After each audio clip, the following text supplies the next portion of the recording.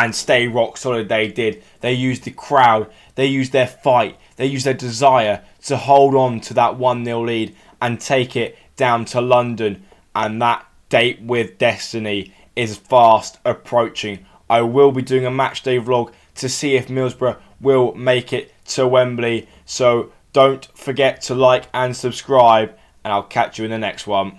However, cast your minds back to the August the 8th, where Middlesbrough face Huddersfield at the John Smith Stadium for the first round of the Carabao Cup. Early struggles in round 1 for Middlesbrough as they went 1-0 down in under 5 minutes. However, less than 9 minutes later, Huddersfield found themselves down to 10 men, and this was the key to Middlesbrough getting into a 3-1 lead. And in the 94th minute, Huddersfield managed to get a consolation goal, but that was all it would be as Middlesbrough were into round 2. Now, on paper, round 2 may have looked an easier game, but after 23 minutes when Bolton took the lead through Dion Charles, it looked a lot harder. Fortunately, after 33 minutes were played, Matt Crooks levelled it up for the away side and set up a brilliant game of football. It was looking like it was heading to penalties. 85 minutes were up, and then on came Riley McGree, and he changed everything. He comes on 5 minutes later in the 91st minute. He gets the ball 25 yards out, takes that big touch, and then bang into that bottom left-hand corner, 2-1. 3 minutes later, he goes down that right-hand side, cuts it back for Morgan Rogers, and he puts in, and 3-1. And suddenly, within the space of 4 minutes, it had gone from destined for penalties to Middlesbrough cruising into round 3. Now, on paper, round 3 was their easiest tie. However, if you know, you know. Bradford City are no strangers to a cup set, and especially at their home ground. But despite all of that, Middlesbrough made light work of the Bantams. Goals from Emmanuel Lath and Morgan Rogers made sure that they had a spot in the last 16. Now again, Middlesbrough faced lower league opposition Exeter City at St James's Park, and it was far from easy. An early goal from Ryan Trevitt did set up this game absolutely perfectly, with Exeter 1-0 up and having something to defend. And up until half-time it remained 1-0, but Middlesbrough came out a different side.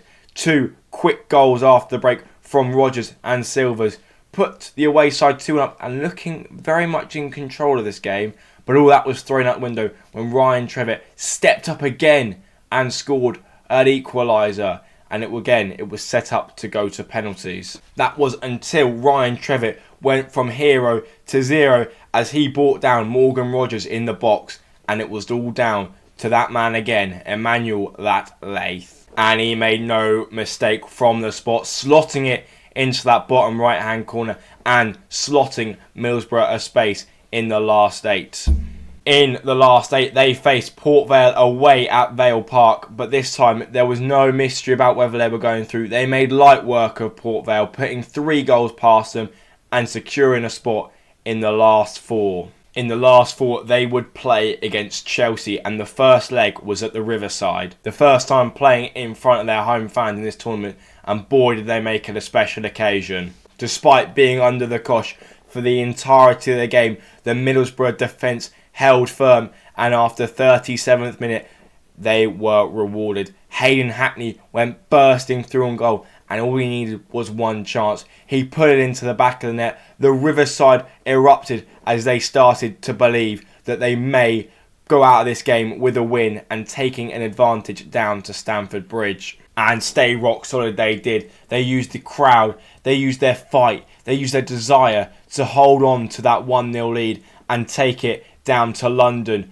And that date with destiny is fast approaching. I will be doing a match day vlog to see if Middlesbrough will make it to Wembley. So don't forget to like and subscribe, and I'll catch you in the next one.